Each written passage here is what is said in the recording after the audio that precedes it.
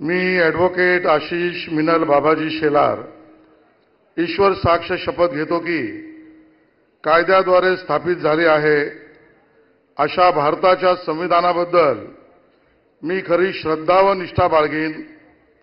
मी भारताची सार्वभौमता व एकात्मता उन्नत राखीन। मी महाराष्ट्र राज्याचा मंत्री म्हणून माझी कामे निष्ठापूर्वक व सत्सद विवेक बुद्धीने पार पाडीन आणि संविधान व कायदा यानुसार सर्व तऱ्हेच्या लोकांना मी निर्भयपणे व निपक्षपातीपणे तसेच कोणाच्याही विषयी ममत्वभाव किंवा आकस न बाळगता न्याय वागणूक देईन।